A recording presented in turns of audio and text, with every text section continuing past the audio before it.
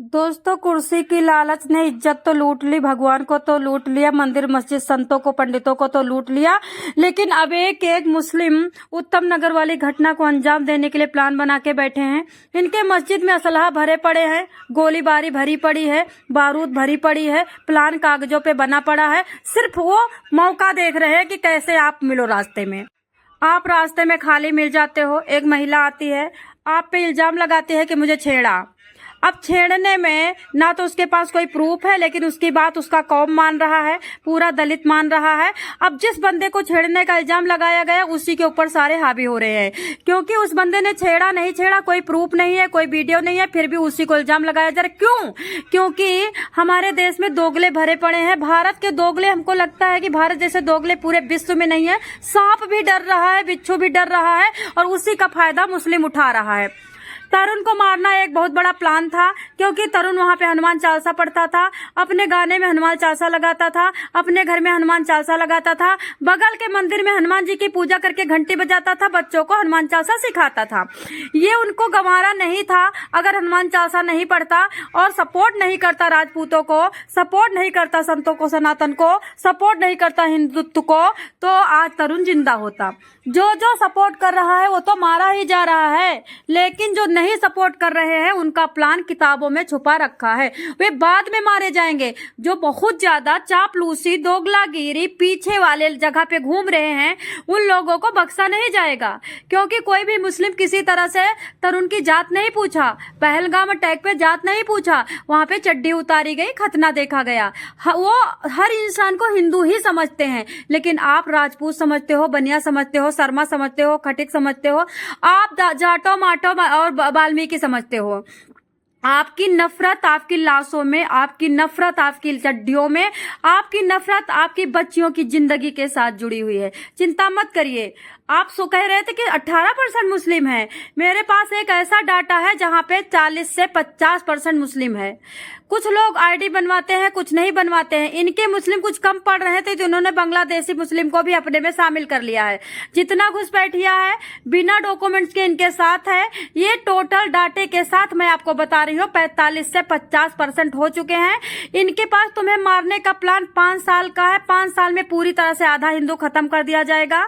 आज वो खुश हैं कि चंद्रशेखर रावण 2027 में चैलेंज करता है कि हिंदू की लड़कियों से हम बदला लेंगे, पंडित की लड़कियों से बदला लेंगे, ब्याज समेत मूल समेत बदला लेंगे। जब चंद्रशेखर रावण ये कहता है कि हम ब्याज समेत बदला लेंगे, पंडितों चिंता मत करो, राजपूतों चिंता मत करो, तो वहां पे चंद्रशेखर रावण को प्लान बन जाता है प्रधानमंत्री बनाने के लिए। हुआ क्या है, ब्रह्मपुरी इलाके में एक महिला आती है, दूसरे आदमी से बात करती है, तुरंत उस आदमी को छेड़ करके और उसको फाड़ने लगती है उसके कपड़े, और उसके 200 लोग, तरुण में 40 आए थे, अभी 200 लोग आते हैं और उस आदमी को मारने के लिए तुल जाते हैं, गाली गलौज शुरू करते। वैसे ही वो आदमी को 4 घूंसा मारा था कि वो आदमी किसी तरह से फिसल के भागा और भाग करके अपने घर में घुस गया, और बाउंड्री के पीछे 200 खड़े थे और बाउंड्री के अंदर मात्र 4 कूदे थे। अगर बाउंड्री के अंदर 200 आ जाते तो कितनों को खत्म करने का प्लान था, लेकिन वो अभी उसके 4 टांके आए हैं, सीने में मारा गया है, उसके नाक और उसके कान में पंच मारा गया है। तो अभी वो हॉस्पिटल में भर्ती है, लेकिन कहते हैं पुलिस भी मिली हुई है। पुलिस ने जो वीडियो कैमरा वहां पे था, जो जहां पे मारपीट हो रही थी, उस वीडियो कैमरा को तुरंत के तुरंत वहां का कैमरा डिलीट कर दिया है। लोगों का कहना है कि अभी उन लोगों ने बाउंड्री के पीछे से कहा है, ईद वाले दिन आप लोगों को हम एक गिफ्ट देंगे, तरुण जैसी हत्या हम करके दिखाएंगे। लेकिन तरुण अकेला था, अब तरुण के साथ कई सारे जहन्नुम जाएंगे। यानी कि तरुण अकेला मारा गया है, लेकिन ब्रह्मपुरी इलाके में बोला है कि कई तरुण मारे जाएंगे। दोस्तों, चंद्रशेखर रावण जब तक भारत को खत्म नहीं कर लेगा मानेगा नहीं। चंद्रशेखर रावण कहता है कि हम 2027 में बदला लेंगे, इस्लाम हमारा खून है, इस्लाम हमारा दोस्त है, लेकिन इस्लाम कहता है कि हम 5 साल का प्लान है उनका, 2031 में पूरी तरह से आधा भारत का हिंदू खत्म कर देंगे।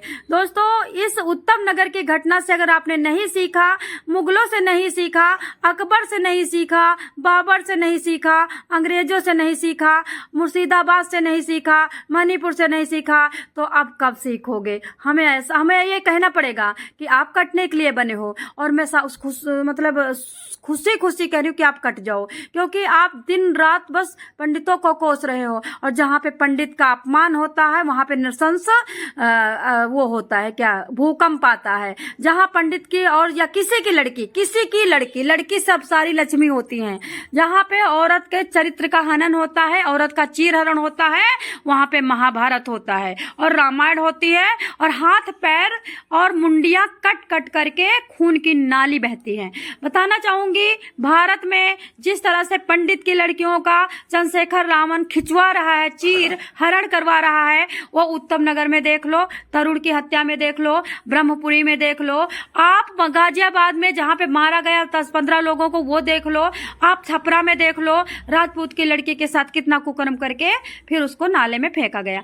आपको बताना चाहूंगी ब्रह्मपुरी इलाके की ये जो घटना है इसको डेली अप टू डेट पे आप देख सकते हो, अभी की अभी पड़ी हुई है। जय श्री कृष्ण, हर हर महादेव।